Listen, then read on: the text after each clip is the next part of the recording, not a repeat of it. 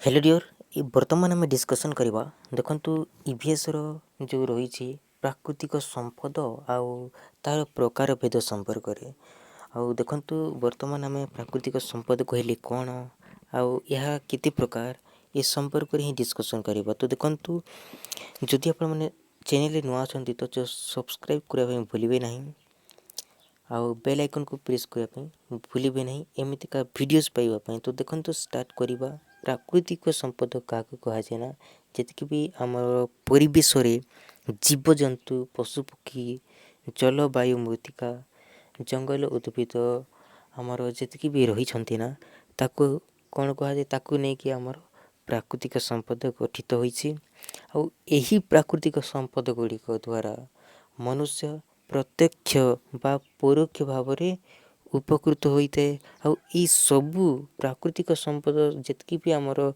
प्राकृतिक संपद रही आमर परिवेश सहित घटिकी कौन होची अवस्था विभिन्न अवस्था सृष्टि होची परिवेश सहित रहीकि विभिन्न अवस्था कौन होची सृष्टि हो जाउची। आउ मनुष्य कौन करुची यहाँ व्यवहार करुची ये संपद गुड़ी को मनुष्य व्यवहार करिवो किए व्यवहार करिवो यह मनुष्य ही व्यवहार करिवो।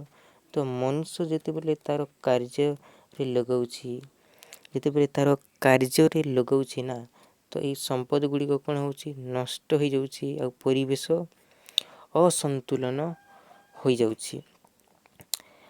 तो देखंतु मन रखिबे बहुत ही इम्पोर्टेंट तापर देखंतु मन रखिबे जीवंत संपद आउ जीव संपद देखंतु आ गोटे भौतिक संपद जीव संपद आउ भौतिक संपद देखंतु जीव संपद क्या कह जाए ना प्राकृतिक संपद गुड़िक मध्य आमर उद्भिद रही जंगल रही जितकी भी आमर गछ लता जीवजंतु जार भी जीवन अच्छी ना ताकू आमे कौन कहवा जीवंत संपद कहवा।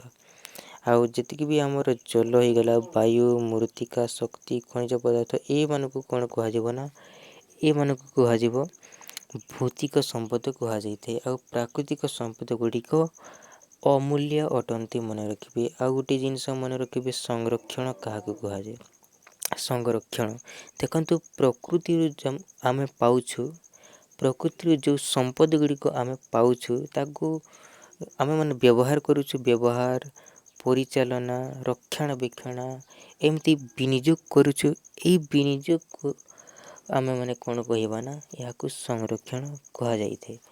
आती मन रखिए तापर देखंतु प्राकृतिक संपद आमर केते भाग विभक्त दुई भाग विभक्त आहरी भी रही किंतु बुक रे जेतिकी देछि एतिकी एग्जाम रे पढ़िबो ताठारु अधिक पढ़िबो नहीं। तो प्राकृतिक संपद आमर दुई भाग विभक्त गोटे नवीकरण योग्य संपद आ गोटे नवीकरण अयोग्य संपद। नवीकरण योग्य संपदर अन्य नाम होची असरंती संपद आ नवीकरण अयोग्य संपदर तार अन्य नाम होची सरंती संपद। कहीं नवीकरण योग्य संपद को असरंती संपद कह जाए देखंतु जो संपद गुड़िक ना मनुष्य व्यवहार द्वारा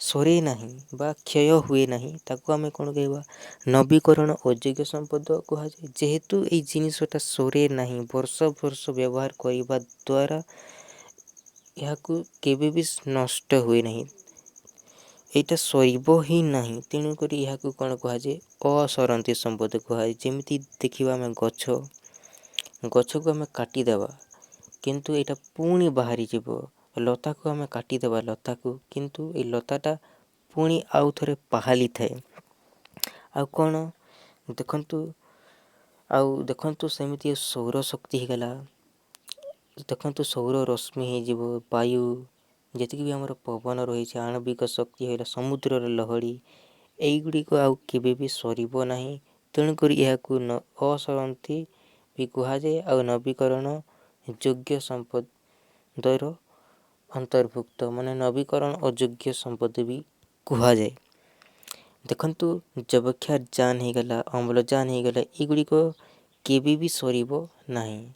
ତ ସୌର ରଶ୍ମିକୁ ଦେଖନ୍ତୁ ବହୁ ବର୍ଷ ପର୍ଯ୍ୟନ୍ତ ବ୍ୟବହାର କରିହେବ।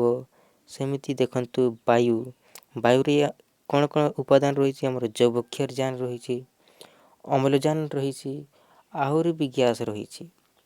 ତ ଏଗୁଡ଼ିକୁ ମଧ୍ୟ ଏହା ବି ମଧ୍ୟ ଦେଖନ୍ତୁ କେବେ ବି ସରିବ ନାହିଁ। ଆଉ ଯଦି ଆମେ ଦେଖିବା ଆଣବିକ ଶକ୍ତି ମାନେ ସମୁଦ୍ରର ଲହଡ଼ି, ସେଇଟା ବି କେବେ ବି ସରିବ ନାହିଁ। ତ ଆଉ ମନେ ରଖିବେ ବାୟୁମଣ୍ଡଳରେ ଯବକ୍ଷାରଜାନ କେତେ ପରସେଣ୍ଟ ରହିଛି? ତ ଆପଣମାନେ କ'ଣ କରିବେ? 78%। ଆଉ ଅମ୍ଳଜାନ ଆମର 21% ରହିଛି, ମନେ ରଖିବେ। ତାପରେ ଦେଖନ୍ତୁ ଆଉ ଗୋଟେ ରହିଛି ନବୀକରଣ ଅଯୋଗ୍ୟ ସମ୍ପଦ। ଏହି ନବୀକରଣ ଅଯୋଗ୍ୟ ସମ୍ପଦର ଅନ୍ୟ ନାମ ହେଉଛି ସରନ୍ତି ସମ୍ପଦ। କାହିଁକି ସରନ୍ତି ସମ୍ପଦ କୁହାଯାଏ? ଦେଖନ୍ତୁ ଯେଉଁ ପ୍ରାକୃତିକ ସମ୍ପଦ ଗୁଡ଼ିକୁ ମନୁଷ୍ୟର ବ୍ୟବହାର ଦ୍ୱାରା କ୍ଷୟ ହୋଇଯାଏ ବା ସରିଯାଏ, ତାକୁ ଆମେ କ'ଣ କହିଥାଉ? ନବୀକରଣ ଅଯୋଗ୍ୟ ସମ୍ପଦ କହିଥାଉ। ଯେହେତୁ ଏହି ସମ୍ପଦଟା ସରିଯାଏ, ଆଜି ସରିବ କିମ୍ବା ପରବର୍ତ୍ତୀ ସମୟରେ କେବେ ନା କେବେ ସରିବ, ତେଣୁକରି ଏହାକୁ କ'ଣ କୁହାଯାଏ? ନବୀକରଣ ଅଯୋଗ୍ୟ ସମ୍ପଦ କୁହାଯାଏ କିମ୍ବା ସରନ୍ତି ସମ୍ପଦ କୁହାଯାଏ। କାହିଁକିନା ସରିଯାଏ। ଦେଖନ୍ତୁ ପେଟ୍ରୋଲ, ଏଇଟା ଆଜି ସରିବ ନାହିଁ କିନ୍ତୁ କେବେ ନା କେବେ ସରିବ। କୋଇଲା ହେଇଗଲା, ବିଭିନ୍ନ ଖଣିଜ ଦ୍ରବ୍ୟ ହେଇଗଲା, ଏଇଟା କେବେ ନା କେବେ ସରିବ। ତେଣୁକରି ଏହାକୁ କ'ଣ କୁହାଯିବ? ଏହାକୁ ସରନ୍ତି ସମ୍ପଦ ବି କୁହାଯାଏ। ତ ମନେ ରଖିବେ ବହୁତ ହି ଇମ୍ପୋର୍ଟାଣ୍ଟ ଆଉ ବହୁତ ହିଁ ଗୁରୁତ୍ୱପୂର୍ଣ୍ଣ ଅଟେ। ଦେଖନ୍ତୁ ଆମର ପ୍ରକୃତିରେ ଯେତିକି ବି ଉପାଦାନ ରହିଛି, ଜଳ, ବାୟୁ, ମୃତ୍ତିକା, ମାଟି, ଖଣିଜ ପଦାର୍ଥ, ପଶୁପକ୍ଷୀ, ମନୁଷ୍ୟ, ଯେତିକି ବି ଜୀବଜନ୍ତୁ ରହିଛି ନା, ସବୁକୁ ନେଇକି ଆମର ପ୍ରାକୃତିକ ସମ୍ପଦ ଗଠିତ।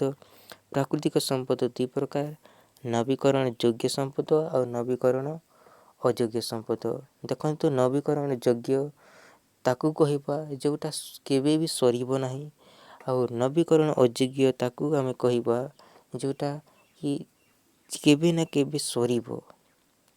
ଯେମିତିକି ଦେଖନ୍ତୁ ମନେ ରଖିବେ ପେଟ୍ରୋଲିୟମ୍ ହେଇଗଲା, ଲୁହା, ସୀସା, ତମ୍ବା, ଜିଙ୍କ, ସୁନା, ରୂପା, ଏଇଗୁଡ଼ା କେବେ ନା କେବେ ସରିବ।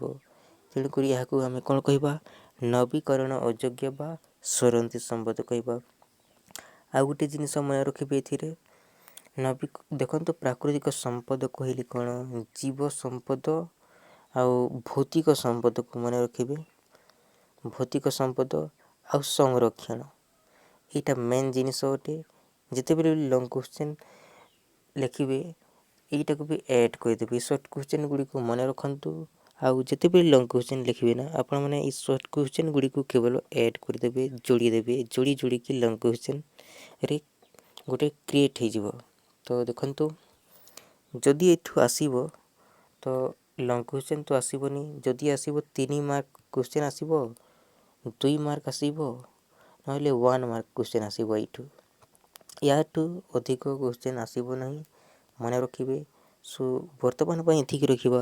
ଭିଡ଼ିଓଟି ଭଲ ଲାଗିଥିଲେ ଲାଇକ୍ ଗୋଟେ କରିବେ, କମେଣ୍ଟ କରିକି ଜଣାଇବେ ଆପଣଙ୍କୁ କେମିତି ଲାଗିଲା।